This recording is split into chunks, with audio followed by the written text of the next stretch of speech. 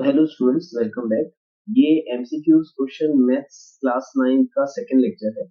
अगर आपको first lecture देखना है तो आप चैनल में जा करके वीडियो कंटेंट में देख सकते हैं। यहाँ पर मैंने एक नया सैंपल पेपर लिया है अगेन एमसीक्यूज क्वेश्चंस के लिए। काफी अच्छा लगा मुझे ये पेपर। तो चलो डिस्कस करते हैं एक एक करके। नाउ फर्स्ट क्वेश्चन देखते हैं। The number 0.3 bar in the form of p by q where p and q are integers and q should not be equal to 0 is। देखो ये बहुत इजी है। अगर कोई भी नंबर आपको 0.3 बार या 0.23 बार दिया है तो इसका ट्रिक है, आप इसको डायरेक्टली p by q के फॉर्म में बता सकते हो। 0.3 बार को हम डायरेक्टली 3/9 लिख सकते हैं, राइट। और इसको अगर आप कैंसिल करोगे 3 1s are 3, 3 3s are 9, तो इसका आंसर आ जाएगा 1/3, which is option number D. मैं इसको थोड़ा सा और एक्सप्लोर कर देता हूँ आपके लिए। जैसे मान लो अगर 0.23 बार दिया होता तो आप इसको डायरेक्टली 23/99 लिख सकते थे।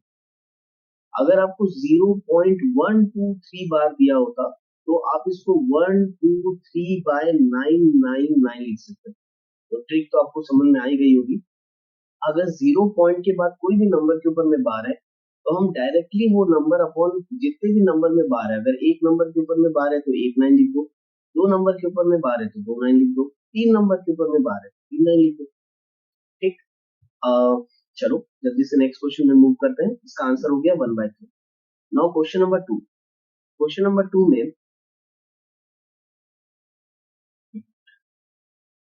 हाँ, तो देखो अब क्वेश्चन नंबर 2 में दिया है the line represented by the equation x plus y is equal to 16 passes through 2,14. How many more lines pass through the same through the point 2,14? याद रख लेना, कभी भी एक पॉइंट से इनफाइनाइट लाइंस पास हो सकती है। कभी भी कार्टेशियन प्लेन में एक पॉइंट से इनफाइनाइट लाइंस पास हो सकती है। तो ऑप्शन बिल्कुल क्लियर है, option is C, many lines which can pass from the same point. Next question है आपका, the point whose ordinate is 3 and which lies on y-axis is। अच्छा, बिल्कुल याद रखना, कभी भी कोई पॉइंट अगर y-axis में लाई करता है तो उसके कोऑर्डिनेट्स होते हैं 0, y। और कभी भी कोई पॉइंट अगर x-axis में लाई करता है तो उसके कोऑर्डिनेट होते हैं x, y। अब आप देखो क्या बोला है, the point whose ordinate is 3 which lies on y axis. अगर पॉइंट y एक्सिस में लाई कर रहा है तो हमको उसके कोऑर्डिनेट मालूम है 0, y होगा। और ये ऑर्डिनेट यानी y दिया हुआ है, कितना दिया है 3, तो पॉइंट हो जाएगा 0, 3। तो option will be 0, 3, that is D. This are the very good MCQs question. आपको इस टाइप के क्वेश्चन छोटे छोटे बिल्कुल फाइनल एग्जाम में देखने के लिए मिल सकते हैं। ठीक है, next question number 4। In a histogram, the class intervals or the groups are taken along। Histogram में क्लास इंटरवल को हम कहाँ मेंशन करते हैं? तो भाई हिस्टोग्राम में हम क्लास इंटरवल्स को एक्स एक्सिस में मेंशन करते हैं, राइट। यही लिखते हैं 0 से, फिर ये लिखते हैं 10, फिर लिखते हैं 20, फिर 0 से 10 का बनाते हैं, 10 से 20 का बनाते हैं, राइट। तो क्लास इंटरवल हमेशा एक्स एक्सिस में हम डिनोट करते हैं। So in a histogram, the class interval or groups are taken along x-axis, right? Now next, which of the following point does not lie on the line y is equal to 2x plus 3? इनमें से कौन सा point इस line में line नहीं करता, ये आपसे पूछ रहा है। तो अगेन वेरी सिंपल, आप एक काम करो, इन पॉइंट्स को इन इक्वेशंस में रख के देखते हो। अगर ये पॉइंट को इस इक्वेशन में रखने से आपका LHS is equal to RHS आ जाए तो समझ लेना कि भाई वो लाई कर रहा है। और अगर LHS is not equal to RHS आया तो वो पॉइंट उस लाइन में लाई नहीं करेगा। जैसे कि देखो पहला रख के देखते हैं, ठीक है। पहले में x कितना है -5 और y कितना है -7। आप रखो, इक्वेशन है आपका y is equal to 2x plus 3। आप रखो, सबसे पहले आपको y की जगह कितना दिया है -7 और x की जगह कितना दिया है -5, तो 2 इंटू -5 प्लस 3, राइट। तो 2 5 जा 10 minus 10 plus 3 will become minus 7। तो यहाँ LHS is equal to RHS आ रहा है, तो ये तो लाई करता है। नाउ -1 और 1 को भी रख के चेक कर लेते हैं, राइट।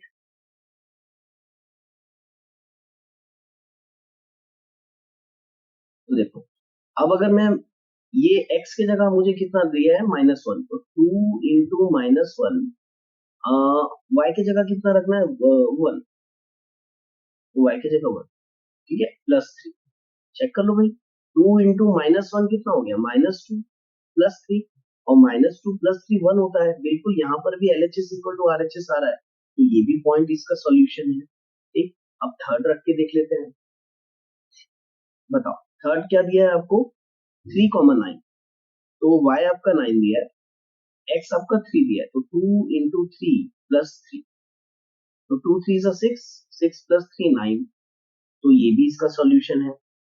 अब ऑफ कोर्स यही आंसर होना चाहिए हमारा, क्योंकि हमको पूछा था which of the following does not lie on the line, इनमें से कौन से पॉइंट्स इसमें लाई नहीं करेंगे, तो बी ऑप्शन आना ही चाहिए। फिर भी रख के देख लेते हैं, ठीक है।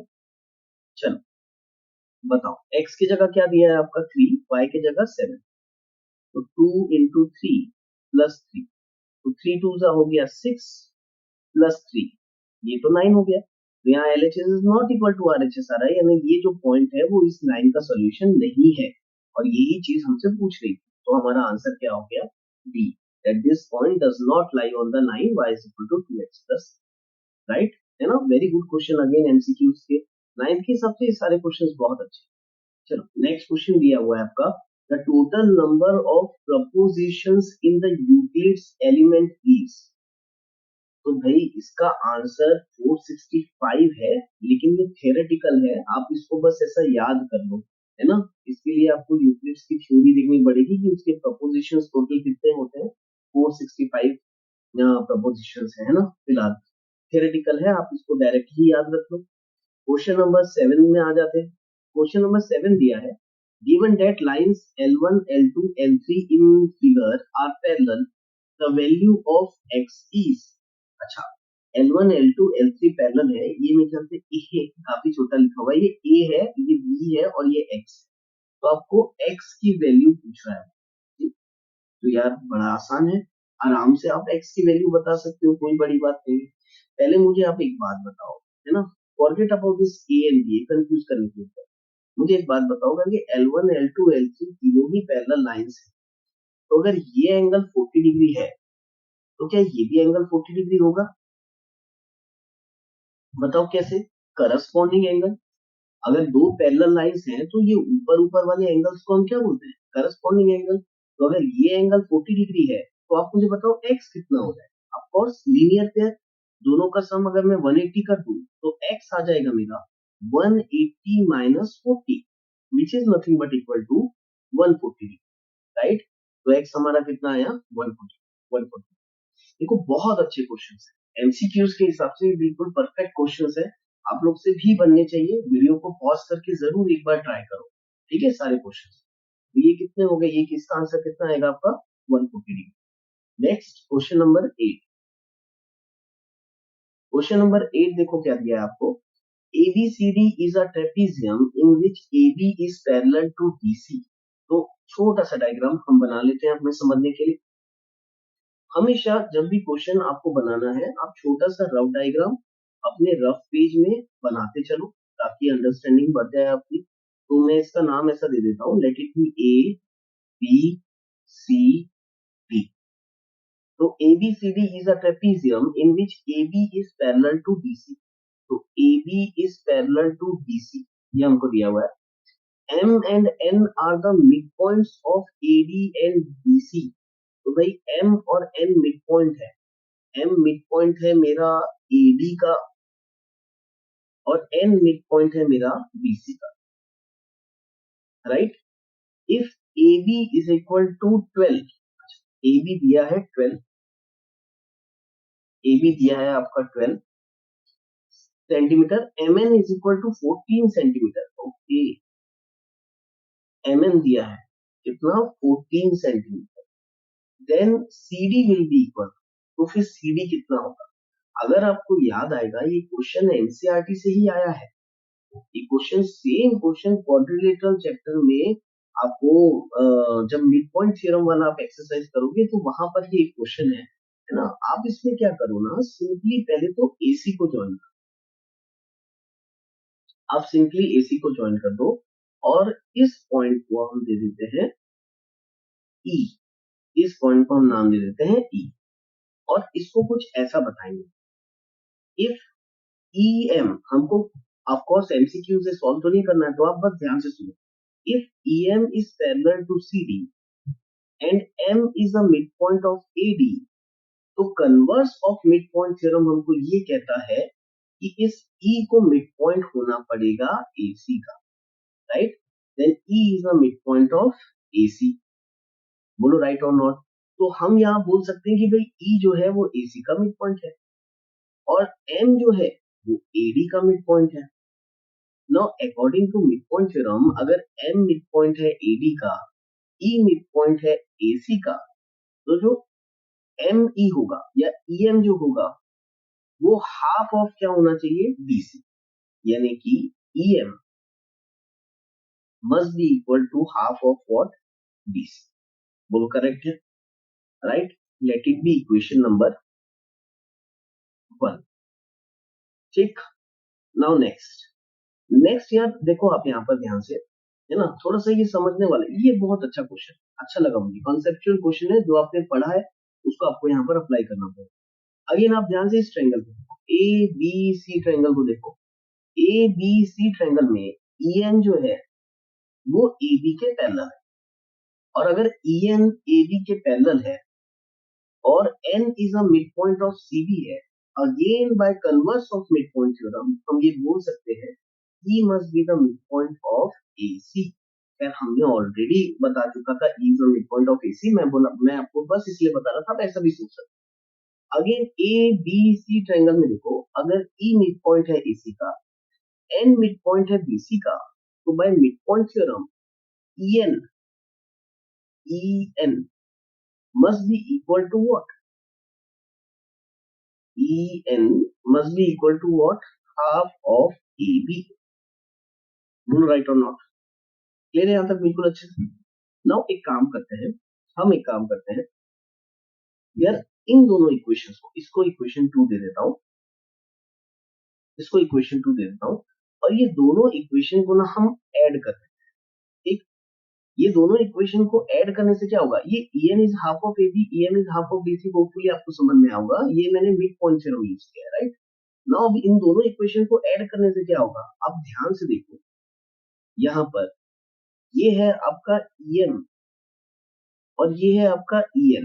अगर मैं दोनों इक्वेशन को ऐड कर दूं तो EM और EN मिल करके टोटल क्या बन जाएगा, MN। बोलो करेक्ट है।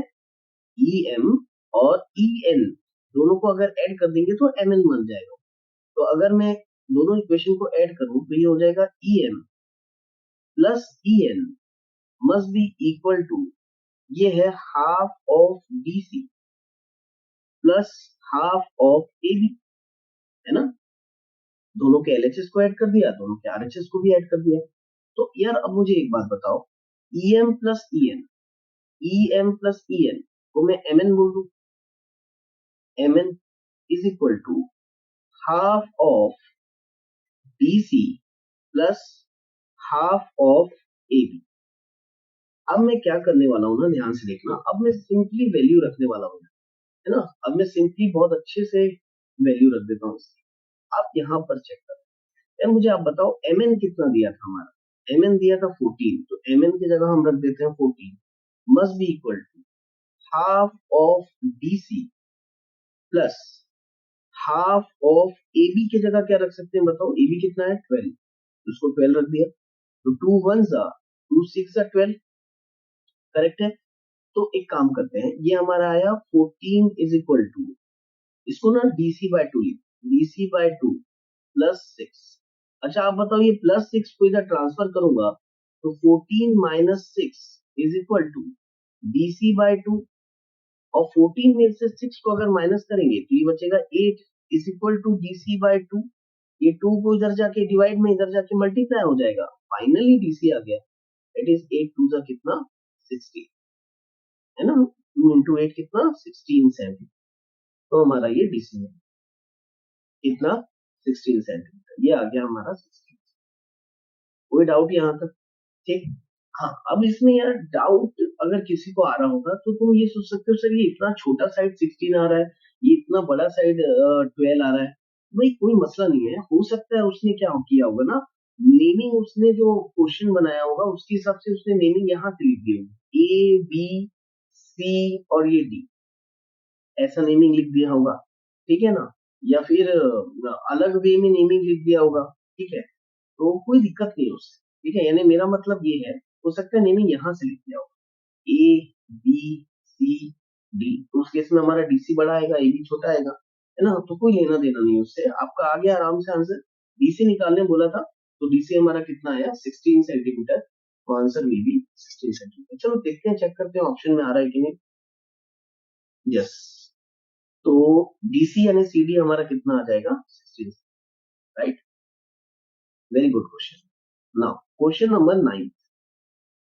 क्वेश्चन नंबर 9 यार थोड़ा सा हार्ड है, और मैं ये बिल्कुल नहीं बोलूंगा कि ये क्वेश्चन एमसीक्यू में देना चाहिए था, क्योंकि ये क्वेश्चन अभी बीच में मेरे एक स्टूडेंट ने डिस्कस किया था, तो मैंने उनको बताया था ये काफी अच्छा क्वेश्चन है ना। देखो मैं आपको उसको सॉल्व करके ही दूंगा पूरा, तो आपको ना सिंपल दिया है यहाँ पर कि भाई एक्स क्यूब प्लस 1/x³ ये दिया है आपका 110, और x प्लस 1/x ये आपको निकालना है।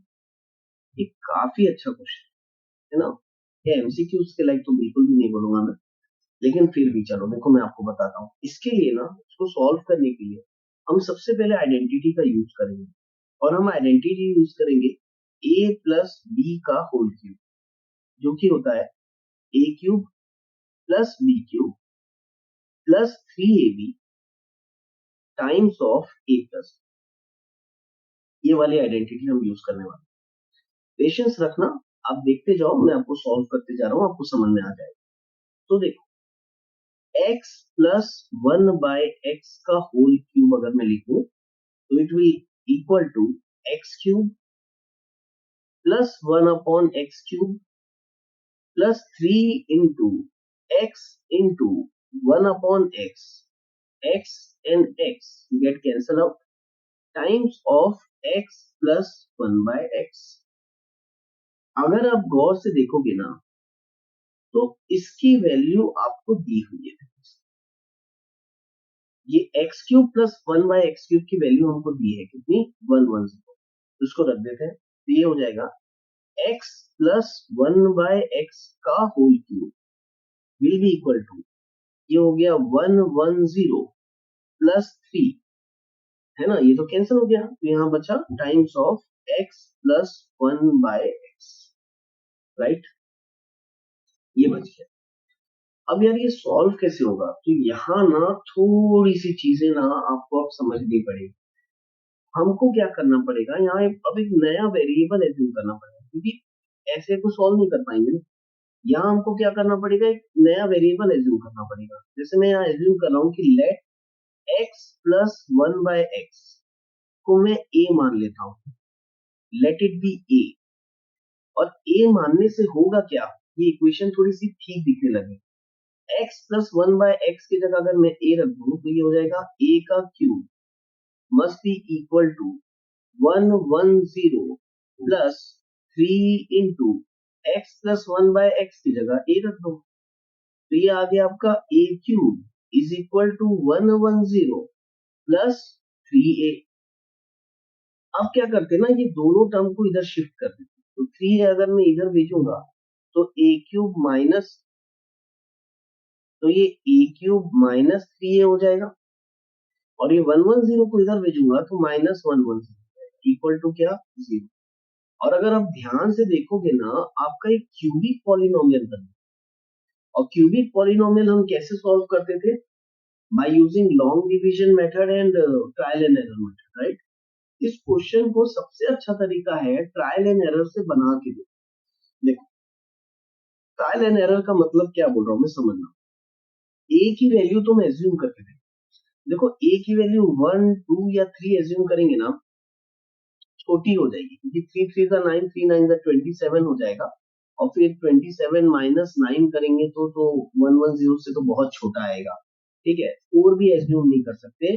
आप इस केस में सीधा ए को 5 एज्यूम करें, let A is equal to 5। ये मैं अपने एक्सपीरियंस से कर रहा हूँ। ठीक है, आप शुरू में करोगे तो आपको समझ में आ जाएगा एक ही बार में कि भाई 1 2 3 4 लेने से बहुत छोटा आएगा, तो एलएचएस आरएचएस हो ही नहीं सकता। अगर मैं ए को 5 दूं तो देखो क्या होगा, 5 का क्यूब माइनस 3 इंटू 5 माइनस 110। तो तुम बताओ 5 का क्यूब कितना होता है, 125, इसलिए मैंने 5 लिया। और का भी क्यूब लेते तो बड़ा नंबर आएगा नहीं, है ना, इसलिए मैंने 5 ले लिया। 5 का क्यूब हो गया 125 माइनस 3 5 का कितना हो गया 15 माइनस 110। तो 125 माइनस 15 करोगे आप, तो ये आ गया 110 माइनस 110, ये कैंसिल हो गया, यानी आंसर कितना आया 0। यानी कि यहाँ पर ए की जगह 5 रखने से हमारा LHS is equal to RHS आ गया। बोलो करेक्ट है, यानी ए इज इक्वल टू 5 जो है वो इस इक्वेशन का सॉल्यूशन है। यानी कि ए को क्या एज्यूम किया था हमने, x प्लस 1/x। तो देयरफॉर क्या मैं ये बोल सकता हूँ कि भाई x प्लस 1/x की वैल्यू जो है वो हमारी कितनी आ गई 5, है ना, तो आंसर विल बी 5। ठीक, अब आप सोच रहे होगे यार हम कैसे इतना दिमाग लगाएंगे। बिल्कुल सही बात है, ये क्वेश्चन को बनाने के लिए अगर बाय चांस ये क्वेश्चन एग्जाम में आता है, बेटा कम से कम आपको एक प्रैक्टिस लगी। जैसे मैंने अभी आपको बता दिया ना कि ये क्वेश्चन ऐसे बनता है। फॉर एग्जाम्पल अगर ये क्वेश्चन आपके पेपर में आ गया, तो अब कहीं ना कहीं तुम्हारे दिमाग में ये चीज आ जाएगी कि हाँ यार इस क्वेश्चन को ऐसे बनाएंगे। तो मैथमेटिक्स में वही होता है, जब तक हम नए क्वेश्चंस बना के देखते नहीं है ना, वो एग्जाम में हमसे बनता नहीं।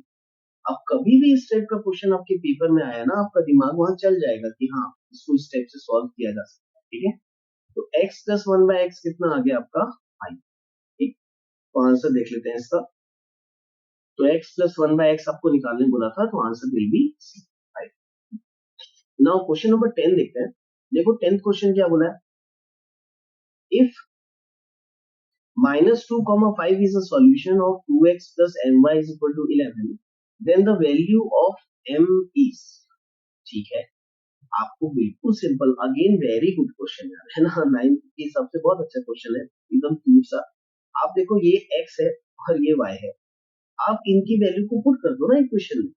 बताओ x की जगह क्या दिया -2, तो 2 into -2 plus m into y की जगह क्या दिया 5 इक्वल टू 11।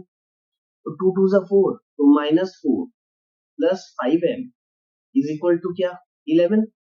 -4 को उधर ट्रांसफर कर दो, तो ये हो जाएगा 5m is equal to 11 plus 4। तो 5m is equal to 11 plus 4 कितना 15। तो m must be equal to 15 upon 5। तो 5 3 सा 15, तो हमारा m कितना आ गया, m कितना आ गया हमारा 3। तो what will be the answer, option C, that is m is equal to 3। Right, easy question है ना, इस टाइप के क्वेश्चन तो बिल्कुल आपको एमसीक्यूज में आएंगे, है ना, अच्छे क्वेश्चन। नाउ देखो नेक्स्ट क्वेश्चन नंबर 11। 11 क्वेश्चन बोला है ABCD is a rhombus such that angle ACB is equal to 40 degree. बिल्कुल सही बात है, रंबस वो फिगर होता है जिसके ऑल साइड्स इक्वल होते हैं। तो पहले तो नेमिंग दे देते हैं, ABCD इज अ रंबस, और एंगल ACB बोला है, तो ACB तो हमको लाइन कितनी पड़ेगी, तो ये एंगल दिया हुआ है, कितना दिया, ये एंगल 40 डिग्री। ठीक बात है, देन एंगल ABB, ADB, अच्छा एक और लाइन खींचनी पड़ेगी। तो बोला है भाई ये वाला एंगल कितना होगा, एंगल ADB आपका कितना होगा। ठीक, अगेन हड़बड़ाना नहीं इस टाइप के क्वेश्चन के लिए, पहले सोचो कैसे बनाएंगे। यार रंबस है, ठीक, अब रंबस है तो तुम मुझे बताओ अगर ये एंगल 40 है, ठीक, तो क्या ये भी एंगल 40 होगा, अल्टरनेट इंटीरियर एंगल, राइट। है ना, ये दोनों लाइंस पैरेलल है, तो भाई ये 40, तो ये भी एंगल कितना हो गया हमारा 40। ठीक। अब इसके बाद क्या सोच सकते हो आप, तो देखो रंबस दिया है, इस बात का ध्यान रखना। अभी मैंने बताया आपको ये एंगल और ये एंगल क्या हो जाएगा, सिंपली अल्टरनेट इंटीरियर एंगल। और रंबस की प्रॉपर्टी हमेशा याद रखना। इसके पहले वाला जब मैं वीडियो लेक्चर बनाया था उसमें भी एक क्वेश्चन था, उसमें भी एमसीक्यूज में मैं आपको बताया था, रंबस डायगोनल्स जो होते हैं वो रंबस के हमेशा 90 डिग्री पे बाइसेक्ट करते हैं। ये चीज आपको याद रखनी चाहिए, नहीं तो क्या है अटक जाओ। Diagonals of rhombus bisect each other at 90 degree. तो देखो फटाक से पता चल गया ये एंगल कितना 90, ये एंगल कितना मिल गया 40। आप बताओ क्या ये एंगल हम एंगल सम प्रॉपर्टी से निकाल सकते हैं, बिल्कुल आराम से निकल जाएगा भाई, है ना। इसको देखो ये हो गया 40 प्लस ये क्या हो गया आपका 90 प्लस ये वाला एंगल क्या है, angle ADB must be equal to कितना 180। Sum of all angle of a triangle is 180 degree. बस सिंपल हो गया। 90 प्लस 40 कितना हो जाएगा 130 plus angle ADB must be equal to कितना 180। तो आप बताओ एंगल एडीबी कितना आएगा, इट इज 180 माइनस 130। तो 180 माइनस 130 करेंगे तो कितना आएगा बता 50 डिग्री। तो answer will be what 50 degree. Option is D. ठीक, 50 degree will be the answer, है ना। होपफुली आपको समझ में आया होगा, है ना। अगेन इजी है, आपको बस इसमें इतना याद रखना है कि diagonals of a numbers bisect each other at 90 degree. बाकी अल्टरनेट इंटीरियर तो आपको मालूम है क्या हो। क्वेश्चन नंबर 12 में आ जाते हैं।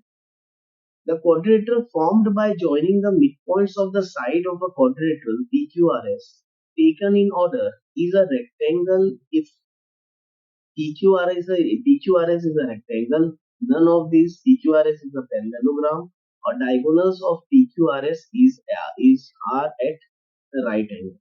अब याद देख, आपको बोला है quadrilateral formed by joining the midpoints of sides of the quadrilateral PQRS। ये भी क्वेश्चन सीधा उठा करके एनसीईआरटी से आया है। एक क्वाड्रिलेटरल है आपका PQRS,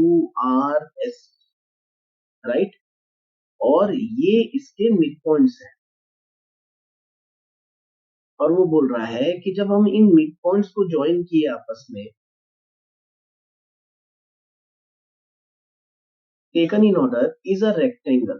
तो ये जो मिड पॉइंट्स को ज्वाइन करने से ये कौन सा फिगर बन रहा है, ये रेक्टेंगल बन रहा है। तो ये रेक्टेंगल कब बनेगा, जब PQRS रेक्टेंगल होगा तब, या नन ऑफ दिस, या PQRS को पैरेललोग्राम होना चाहिए, या तो डायगोनल्स ऑफ PQRS क्या होना चाहिए, PQRS के डायगोनल्स क्या होने चाहिए, राइट एंगल में होना चाहिए। बिल्कुल सही बात। इसको अगर आपको रेक्टेंगल, यानी कि मैं ये बोल सकता हूं अगर ये ABCD है, ठीक, अगर ये ABCD है, PQRS के मिड पॉइंट्स को ज्वाइन करने से अगर ABCD आपका क्वाड्रिलेटरल बना है, तो ये रेक्टेंगल तभी होगा जब PQRS को हमको रंबस बताना पड़े। ये क्वेश्चन एनसीईआरटी में है, आप रिफर कर सकते हो। रंबस का मतलब क्या हुआ कि भाई इसके जो PQRS के जो डायगोनल्स है, ये एक दूसरे से बाइसेक्ट करना चाहिए एट राइट एंगल, तभी आपका ABCD क्या होगा, रेक्टेंगल हो। तो इसका आंसर सीधा सीधा डी। ये वो बच्चा फटाक से मार्क कर सकता है जिसको एनसीईआरटी के वो क्वेश्चन बिल्कुल अच्छे से प्रैक्टिस किया होगा। ठीक है, तो उसको एक क्लिक हो जाएगा। ABCD रेक्टेंगल होगा तो 100% PQRS को रंबस होना चाहिए, यानी कि इसके डायगोनल्स बाइसेक्ट करना चाहिए एट राइट एंगल। तो diagonals of PQRS are at right angle will be the answer, and the option is D. Now question number 13, what fraction of the whole circle is minor arc RP in the given figure? अच्छा ठीक है। Now what fraction of the whole circle is the minor arc RP in the given circle? तो ये जो RP है भाई, ये पूरे सर्कल का कितना फ्रैक्शन है ये निकालना है। और कभी भी याद रखना, अगर आपको फ्रैक्शन निकालना है ना किसी भी आर्क का, तो उसका फॉर्मूला होता है थीटा अपॉन 360 डिग्री। ये थीटा क्या है कि भाई ये जो आरपी आपका ये आर है ना, ये आरपी जो आपका आर्क है, ये सेंटर से कितना एंगल बना रहा है, इसी को हम थीटा बोलते हैं। तो अगर आरपी का आपको फ्रैक्शन निकालना है तो ये एंगल डिवाइडेड बाय 360 डिग्री ही आपको फ्रैक्शन देगा। यानी फ्रैक्शन निकालने के लिए सबसे पहले आपको ये एंगल निकालना होगा। ये एंगल कितना होगा, अब सर्कल चैप्टर अगर आपने पढ़ा होगा तो ये क्वेश्चन आप बिल्कुल ओरल बना सकते हो। देखो ये एंगल है आपका कितना 120, और अगर ये एंगल 120 है तो हम ये एंगल डायरेक्ट निकाल सकते। ये वाला जो एंगल होगा वो इस एंगल का डबल होगा। तो ये अगर 120 है तो ये हो गया आपका कितना 240 डिग्री, राइट। ये एंगल अगर 120 है तो ये हो गया आपका बाहर वाला क्या 240 degree. Angle subtended bye an arc is double the angle in the remaining part of the circle, ये थ्योरम, ठीक है। और अगर ये 240 है तो हम यहाँ से ये वाला एंगल बिल्कुल डायरेक्ट निकाल सकते हैं। ये वाला एंगल कैसे निकालेंगे, 360 से माइनस कर दो यार। तो जो थीटा आएगा हमारा वो कितना आएगा 360 माइनस 240, क्योंकि कंप्लीट एंगल 360 डिग्री होता है। तो 360 माइनस 240 करेंगे तो ये कितना हो जाएगा, ये हो जाएगा आपका 120 डिग्री। बोलो करेक्ट है। तो थीटा आपका कितना आ गया 120 डिग्री, और थीटा 120 आ गया तो फ्रैक्शन भी निकाल जाएगा, कोई बड़ी बात नहीं है। थीटा अपॉन 360 कर लो, तो 120 अपॉन 360 कर लो, 0 0 कैंसिल, अगेन 2 6 12, 2 1 2, 2 8 16, राइट। क्या क्या मैं 2 से कैंसिल कर रहा हूँ, डायरेक्ट कैंसिल कर देते हैं, है ना।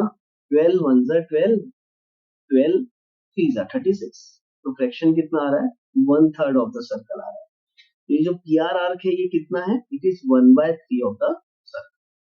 बोलो क्लियर है, होपफुली समझ में आया होगा, काफी आसान क्वेश्चन है। अगर आपका ये थ्योरम आपको क्लियर है तो आपसे बिल्कुल आराम से ये क्वेश्चन बना होगा, ठीक। Now next question number 40, the sum of 0.3 bar and 0.4 bar is. देखो यहाँ पर फिर से वही शॉर्टकट वाला रूल लगाना है, फट से आंसर निकल के आएगा। 0.3 बार होता है 3/9 प्लस 0.4 बार होता है 4/9। बेस सेम है ऑलरेडी, एड ही तो करना है, तो कितना हो जाएगा बताओ, 4 5 6 7, तो it will be equal to 7/9, है ना। Answer will be equal to 7/, है ना। Very easy question. Next question number 15 में आते हैं। क्वेश्चन नंबर 15 बोला है the graph of the linear equation this is a line which meets the X axis at the point. मैंने अभी आपको बोला कभी भी coordinate points on X axis आपसे पूछे तो उसका कोऑर्डिनेट हमेशा x, 0 होता है। कोई भी पॉइंट एक्स एक्सिस में अगर लाई करेगा तो उसके कोऑर्डिनेट हमेशा x, 0 लिखे जाते हैं। यानी कि y की जगह क्या रखना चाहिए हमको 0। आप देखो आपको इक्वेशन क्या दी है, इक्वेशन दिया है 2x plus 3y equal to 6। आपको सिंपली एक्स एक्सिस में लाई कर रहा है, इसका मतलब सिंपली यहाँ पर आपको y की जगह 0 रखना। जैसे आप y की जगह 0 रखोगे आपकी x की वैल्यू आ जाएगी, राइट। तो आपको यहाँ पर y की जगह 0 रखना। क्यों रखा 0 हमने, क्योंकि ये एक्स एक्सिस में लाई कर रहा है, एक्स एक्सिस में लाई कर रहा है तो y 0, तो y 0 रख दो। बताओ क्या आएगा 2x plus 3 into 0 0 is equal to 6।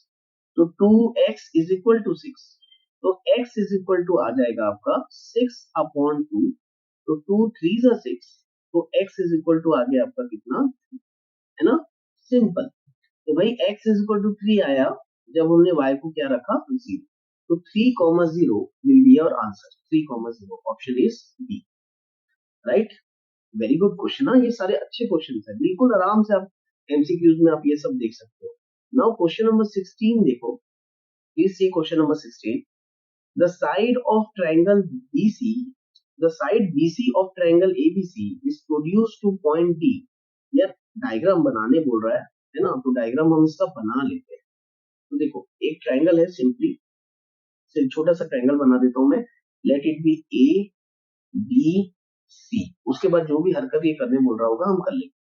Side BC of triangle is produce two point D. Produce का मतलब होता है एक्सटेंड करना, तो बीसी को एक्सटेंड करना। ये बीसी है, इसको मुझे एक्सटेंड करना है। कौन से पॉइंट तक एक्सटेंड करने बोला है, डी पॉइंट तक, ठीक है।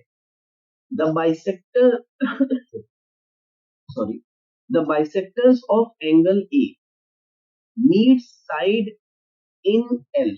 अच्छा, बाइसेक्टर ऑफ एंगल ए, भाई एंगल ए का बाइसेक्टर, तो एंगल ए का बाइसेक्टर कैसे बनेगा यार, ये एंगल ए है, इसका बाइसेक्टर यहीं से बनाओगे, ठीक, तो bisector of angle A meet side in L, अच्छा ये एल पॉइंट पे मीट कर रहा हो।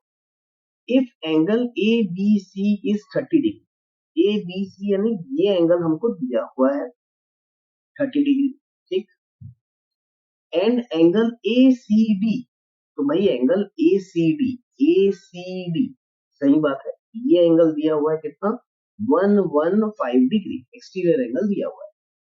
Then angle A L C, तो एंगल ए एल सी कितना होगा, ये एंगल हमको निकालने बोल रहा है, ठीक, निकल जाएगा, है ना, कोई दिक्कत नहीं है, बिल्कुल आराम से निकलेगा। पहले देखो यहाँ पर भी ये क्वेश्चन बहुत अच्छा लगा, बेसिक क्वेश्चन है, हार्ड क्वेश्चन नहीं है, लेकिन आपको एक्सटीरियर एंगल यहाँ पर दिखना चाहिए। अगर आपको एक्सटीरियर एंगल दिख गया तो आप बिल्कुल आराम से क्वेश्चन बना लो। देखो अगर मैं पहले बड़ा वाला ट्रायंगल पकड़ूं, एबीसी ट्रायंगल पकड़ूं, तो एबीसी पूरा बड़ा वाला ट्रायंगल पकड़ लूं, है ना, देखो मैं अच्छे से बताता हूँ,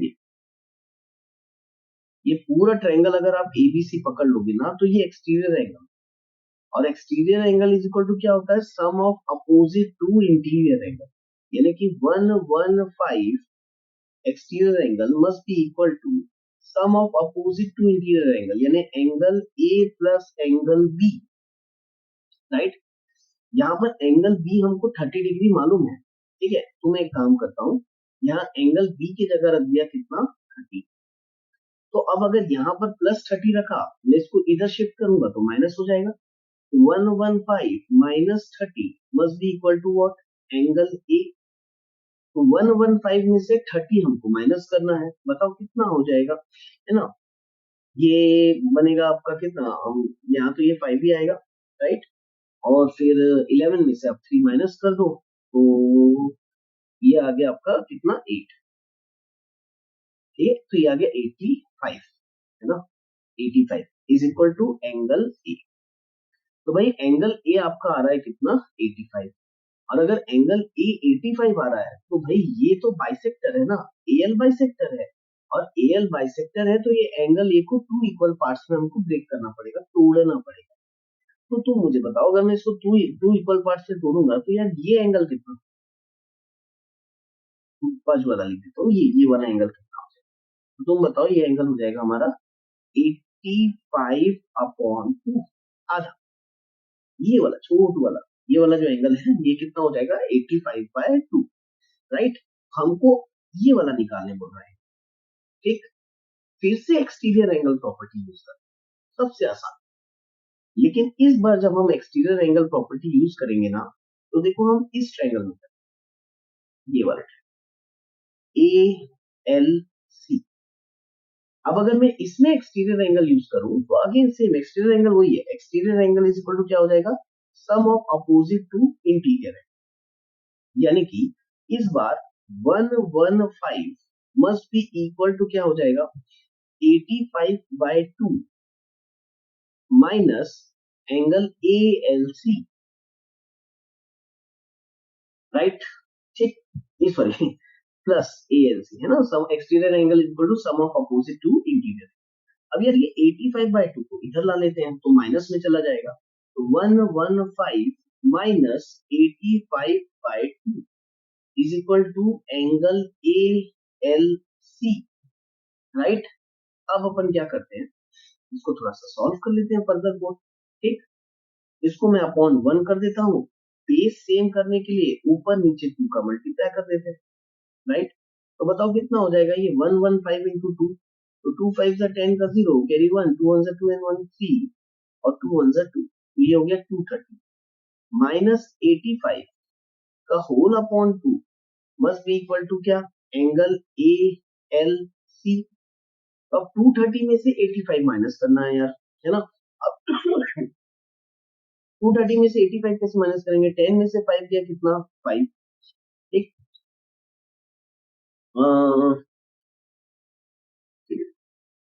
10 में से 5 गया 5 हो गया, और ये 12 में से 8 जाएगा तो कितना बचेगा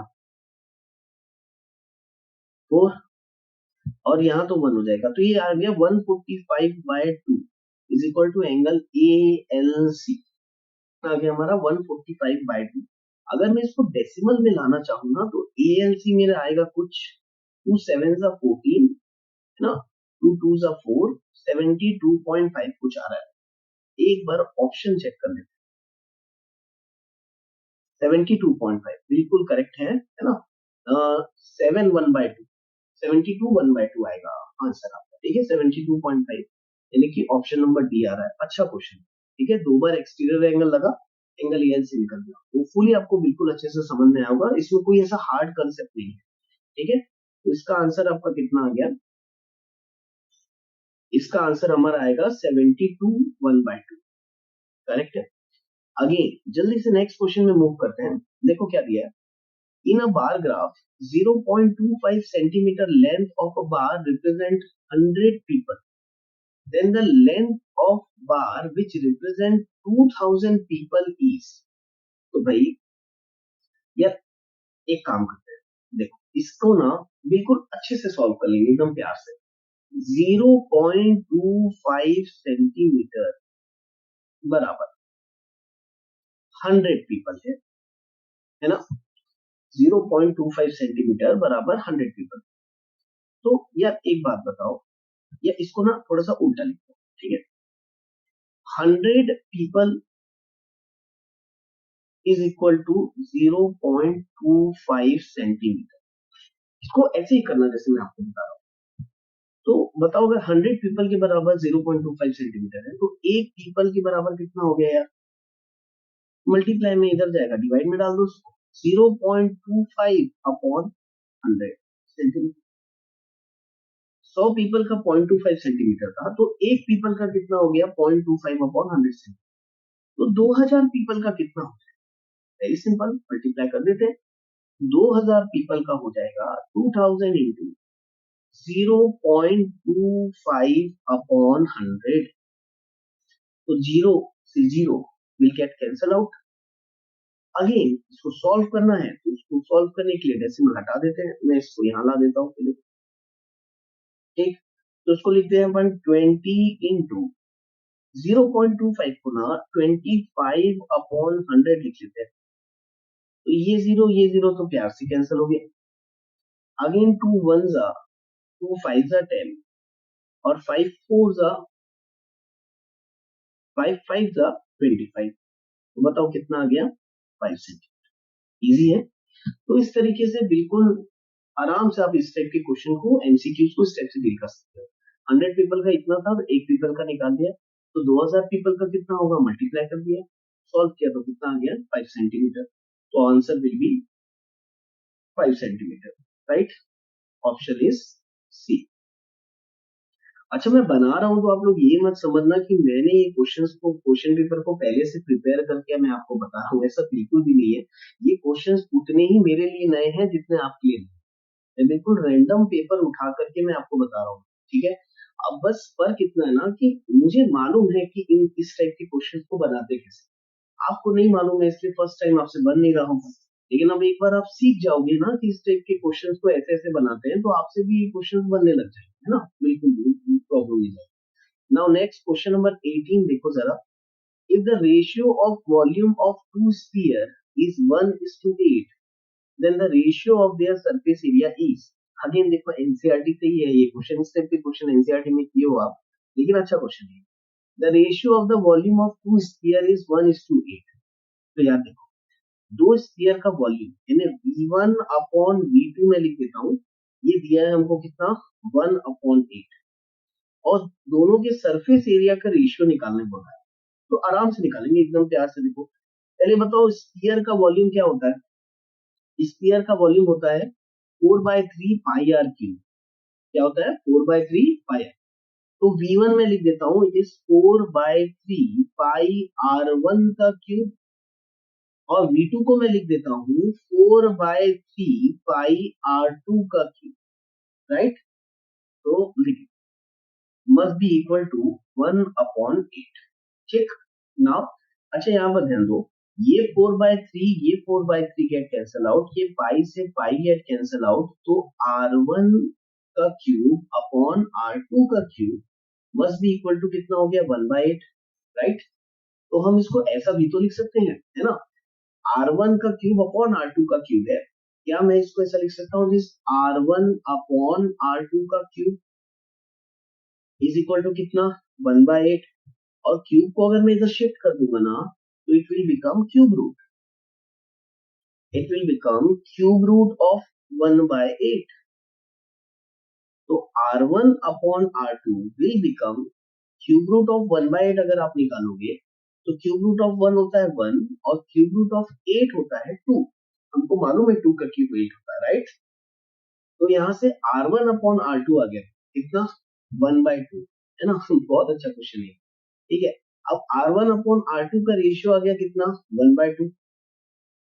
अब दोनों के सरफेस एरिया का रेशियो पूछा। ये क्वेश्चन हार्ड नहीं है ना, ये क्वेश्चन बिल्कुल हार्ड नहीं है, इसलिए क्योंकि ये क्वेश्चन एनसीईआरटी की ही कंसेप्ट पे बना है। अब surface area of first sphere, sphere का सरफेस एरिया क्या होता है 4πr²। तो मैं लिख देता हूँ 4πr1 का स्क्वायर, क्योंकि रेशियो निकालना है, अपॉन 4πr2 का स्क्वायर, राइट।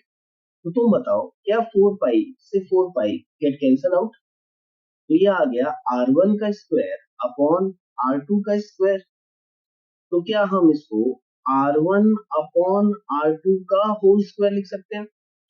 और अगर आप गौर करोगे तो R1 अपॉन R2 की वैल्यू ऑलरेडी निकली हुई थी हमारी, कितनी 1/2। तो इसके जगह हम रख देते हैं 1/2 का होल square, which is nothing but equal to 1/4।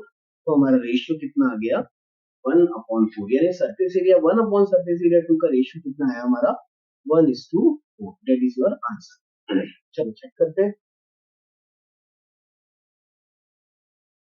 तो हमारा आंसर है 1:4, ऑप्शन ए, राइट। तो भाई यहाँ तक क्वेश्चन हो गए। 19 और 20 असर्शन रीजनिंग है, इसको फटाक से देख लेते हैं इसको भी, है ना। तो देख 19 क्वेश्चन दिया है, the side of a triangle are in the ratio 25:14:12 and its perimeter is 510 cm, then the area of the triangle is this। ओहो, अच्छा क्वेश्चन है, यानी कि थोड़ा सा बड़ा क्वेश्चन है। आपको साइड्स के रेशियोज दिए है, पैरामीटर दिया है, और बोल रहा है कि एरिया ये आएगा। और रीजन देखो क्या दिया, parameter of triangle is a plus b plus c where a b c are the sides of the triangle। Parameter होता है सम ऑफ ऑल साइड्स, ठीक है। लेकिन सबसे बुरी बात यह है कि इस क्वेश्चन को सॉल्व करना पड़ेगा, और ये काफी बड़ा क्वेश्चन होने वाला है। ट्रायंगल के साइड्स के रेशियोज भी है, तो भाई आपको इसको अच्छे खासा मेहनत करनी पड़ेगी। तो देखो पहली साइड को ले लेता हूं मैं, a is equal to 25x, b is equal to हो जाएगा 14x, और c इज इक्वल टू हो जाएगा 12x। पैरामीटर दिया हुआ है हमको 510। तो पहले तीनों साइड्स निकालने पड़ेंगे, और तीनों साइड्स को निकालने के बाद इसका एरिया निकालना पड़ेगा और चेक करना पड़ेगा। तो यार एक काम करता हूं मैं, इस क्वेश्चन को मैं आपको देता हूं होमवर्क। ये क्वेश्चन का सॉल्यूशन आप लोग मुझे कमेंट सेक्शन में कमेंट करके बताना 19 का कि क्या आ रहा है, क्या एरिया ये आ रहा है। और अगर एरिया ये आ रहा होगा तो रीजन तो बिल्कुल करेक्ट है, तो आप बोल सकते हो A is true and R is true and R is the correct explanation of A। खैर R करेक्ट एक्सप्लेनेशन नहीं आना चाहिए, दोनों ट्रू है लेकिन R इसका करेक्ट एक्सप्लेनेशन नहीं है। इसलिए नहीं है क्योंकि ये एरिया ये आएगा बोल रहा है, ठीक है ना। भाई पैरामीटर का फॉर्मूला तो ठीक है, तो मुझे आप सबसे पहले आप A इसका आंसर निकाल के बताना। आपको इसको हीरोन्स फॉर्मूले से सॉल्व करना है। पहले a plus B plus C is equal to 510 करोगे तो वहां से x की वैल्यू आएगी, उसको साइड्स में इसमें पुट करना, तो उससे a b c की वैल्यू मिल जाएगी। वहां से आप एरिया निकालोगे बाय हीरोन्स फॉर्मूला, और अगर आपका एरिया ये आया तो आपका असर्शन ट्रू होगा और रीजन उसका करेक्ट स्टेटमेंट बोल सकते हो। और अगर ए फॉल्स आ गया फिर ए फॉल्स है R2, ठीक। इसको बना के बताना होगा, ठीक। हीरोन्स फॉर्मूले से सॉल्व करोगे। नाउ क्वेश्चन नंबर 20 क्या दिया है आप देखो एक बार जरा। there are infinite numbers of there are infinite number of lines which passes through the given point। बिल्कुल करेक्ट है, एक पॉइंट से infinite line पास होती है। a linear equation in two variable has infinite many solutions। बिल्कुल correct है, एक linear equation in two variable के इनफाइनाइट सॉल्यूशंस हो सकते हैं। दोनों स्टेटमेंट बिल्कुल करेक्ट है। अब आपको चेक ये करना है कि भाई एक पॉइंट से इनफाइनाइट लाइन पास हो सकती है और एक लीनियर इक्वेशन के इनफाइनाइट सॉल्यूशन होते हैं, तो क्या ये दोनों में कोई रिलेशन है? तो भाई ऐसा कुछ भी नहीं है, ये दोनों में रिलेशन नहीं है, ये दोनों ही करेक्ट है। एक लाइन की इनफाइनाइट सॉल्यूशंस एक एक पॉइंट से इनफाइनाइट लाइन पास हो सकती है और एक लीनियर इक्वेशन की इनफाइनाइट सॉल्यूशंस हो सकते हैं, लेकिन इसका मतलब ये नहीं है कि ये इसका करेक्ट एक्सप्लेनेशन हुआ। दोनों ट्रू है, both A and R are true, but R is not the correct explanation of A. तो आंसर आना चाहिए आपका क्या, राइट। तो होपफुली तुमको आज का भी वीडियो अच्छा लगा होगा, जहां पर हमारे ये पूरे एमसीक्यूज इस सैंपल पेपर की भी वीडियो कंप्लीट। ये एमसीक्यूज आपको बहुत बेनिफिट देंगे। मेरा मस्त सजेशन है आपको, आप एग्जाम से पहले बहुत अच्छी तरीके से एमसीक्यूज क्वेश्चन की प्रैक्टिस करते जाओ, क्योंकि हम इसी को ज्यादा देखते नहीं है। 9th क्लास में ज्यादातर हम एनसीईआरटी पे फोकस करते हैं, लेकिन आपको इस चीज का ध्यान रहे कि 20 questions are from are 1 mark question of MCQ. 20 marks question, 20 marks पूरे के पूरे आपके एमसीक्यूज पे डिपेंड करते हैं, तो आपको इसकी बहुत अच्छे से प्रैक्टिस करनी चाहिए, राइट। मैं आने वाले वीडियो में केस बेस्ड स्टडी का भी क्वेश्चंस आपके लिए लेके आऊंगा, ठीक। जब तक के लिए चलो, thank you, have a nice.